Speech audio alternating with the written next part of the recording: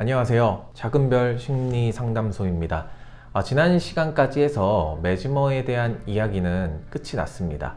오늘은 어떤 이야기를 할 거냐면 최면 치료는 무엇이며 어떻게 활용되고 효과는 무엇인가, 그리고 한계가 있다면 어떤 것이 있는가, 마지막으로 프로이트와 어떻게 연결이 되는지 간단하게 살펴보면서 프로이트 편으로 넘어가도록 하겠습니다.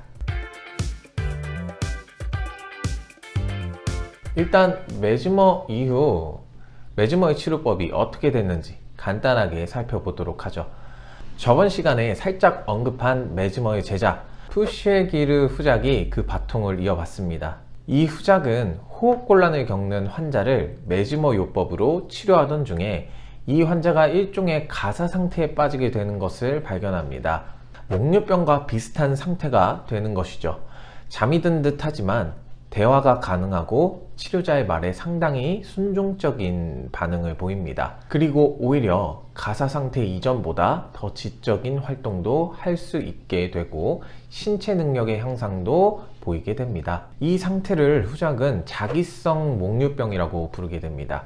그리고 이것이 현대의 최면 치료의 모습을 처음으로 보여주는 활동이 되는 거죠. 후작은 이름이 어려우니까 그냥 후작이라고 부르겠습니다.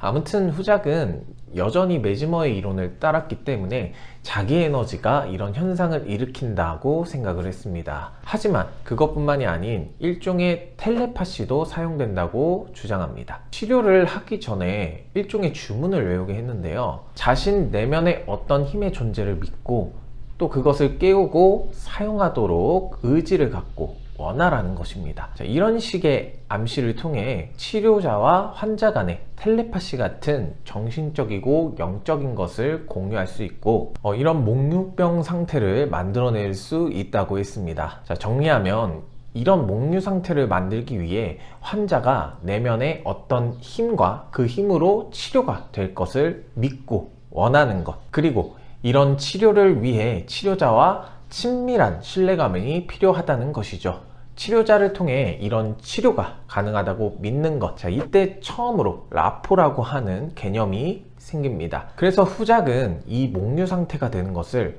마음과 마음이 융합돼서 한 사람의 의지가 다른 한 사람의 의지에 복종하는 현상이라고 설명합니다. 그래서 이 치료를 하는 치료자의 모습은 거의 종교 집단의 교주와 흡사한 모습을 보여주게 됩니다. 이제 19세기 중반이 됩니다. 여기서 최면 치료의 아버지라고 불리는 인물이 등장하는데요.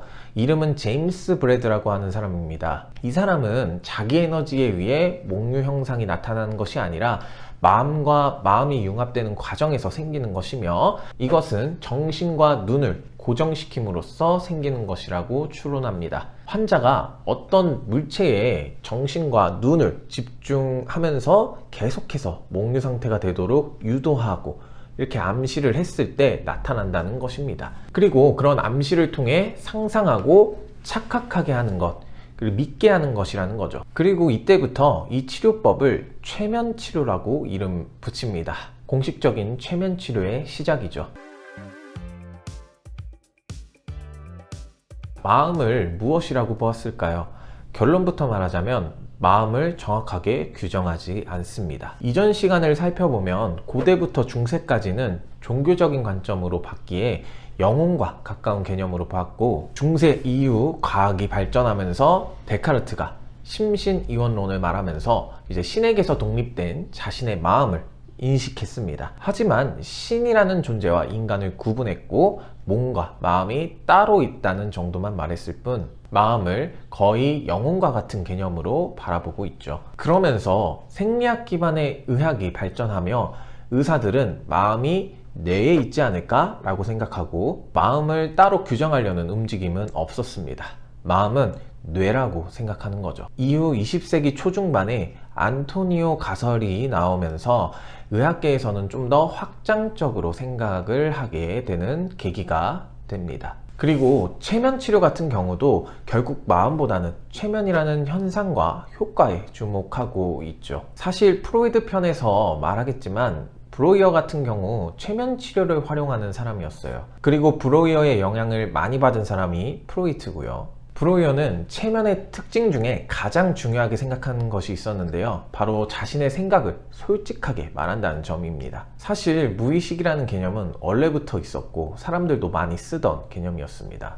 프로이트가 이 개념을 조금 수정한 것이 지금의 무의식 이론이 된 것이죠. 과거 무의식은 감정과 기억들의 쓰레기통 같은 것으로 생각했어요. 그리고 브로이어는 이 쓰레기통을 비우지 않아서 문제가 발생된다고 생각하고 이 쓰레기를 치우는 것이 치료이고 치우는 방법이 최면을 통해 무의식 속의 감정과 안 좋은 것들을 비워내는 것이죠. 그것을 통해 카타르시스를 느껴 회복된다는 것이죠. 이런 관점에서 최면 치료에서의 마음은 무의식이라고 생각할 수도 있습니다. 무의식 플러스 암시, 상상을 마음이라고 볼 수 있겠네요. 하지만 마음은 무엇인가에 대해서는 사실 크게 신경 쓰지는 않습니다. 현상과 효과, 최면이라는 현상을 만드는 것, 그리고 자신의 내면을 정화하고 암시를 통해 원하는 생각이나 행동을 유도하는 효과가 나타나는 것, 이것이 포인트입니다. 하지만 이런 효과는 최면이 풀리고 시간이 지나면 소용이 없게 되죠. 최면 상태를 기억하지 못하는 경우도 생기고 그런 기분, 느낌이 드는 것도 얼마 가지 못하죠. 그래서 최면 치료에서 중요하게 생각하는 것이 자기 암시입니다. 한마디로 스스로에게 계속 최면을 걸듯이 최면사가 했던 것처럼 스스로에게 계속 암시를 거는 겁니다. 계속해서 암시를 걸면 결국 그렇게 된 것처럼 느끼고 생각하게 되고 믿게 된다는 겁니다. 그러면 그렇게 변화가 된다는 것이죠.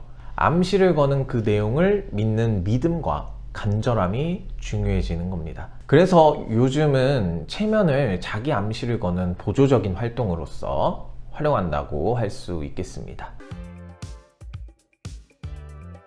그럼 한계는 뭘까요? 방금 얘기한 것처럼 이게 그때는 그렇게 느끼는데 이게 실제로 그렇게 되지 않는 경우가 많다는 거예요. 실제로 최면 치료도 최면에 드는 사람이 약 25% 정도밖에 없다는 연구도 있습니다. 그리고 그 효과도 랜덤하다는 겁니다. 이것은 환자의 마음이 뭐고 그로 인해 어떤 문제가 있는지 보다는 최면이라는 현상을 활용하는 수단과 그 효과만 보기 때문에 나타나는 한계라고 볼 수가 있습니다. 또 쓰레기처럼 안 좋은 트라우마가 쌓여서 정화하는 작업도 마찬가지에 의해서 효과가 굉장히 미미합니다. 당시에는 마음속 이야기를 꺼내는 것이 효과적이라고 생각할 수밖에 없는 시대적 배경도 한몫했지만 현대에 와서 내가 솔직하게 누구에게 꺼내기 힘든 이야기를 꺼낸다는 것과 그것을 잘 이야기하게 하고 들어주고 하는 것만으로 효과를 보기는 어렵습니다. 그것만으로 효과가 있다면 굳이 상담 전문가가 필요가 없죠. 일반인도 누구나 조금만 스킬을 익히면 다 할 수 있게 되겠죠. 현대에 와서 사람들이 더욱 다양한 심리적 어려움을 겪는다는 것이라고 볼 수가 있습니다. 그냥 정답처럼 어떤 것을 하면 어떤 공식 같은 것만 끼워 맞추면 되는 것이 아니라는 거죠. 프로이트는 최면 치료를 접한 후에 최면 치료를 하게 되고 이후 부족함을 느껴 정신 분석을 만들어냅니다. 마찬가지로 최면 치료도 프로이트의 영향을 받아 이런 무의식의 개념을 살짝 섞는데요. 어쨌든 프로이트의 치료 원리와 방법은 최면 치료에서 왔습니다. 브로이어의 영향을 받아 당시 프랑스에서 잘 나가던 샤르코라는 인물에게 최면 치료를 배우러 유학을 다녀오기도 하죠. 그런 프로이트가 어떤 한계와 문제점을 느끼고 정신분석이라는 새로운 이론을 만들었는지는 다음 시간에 이야기하도록 하겠습니다. 그럼 다음 영상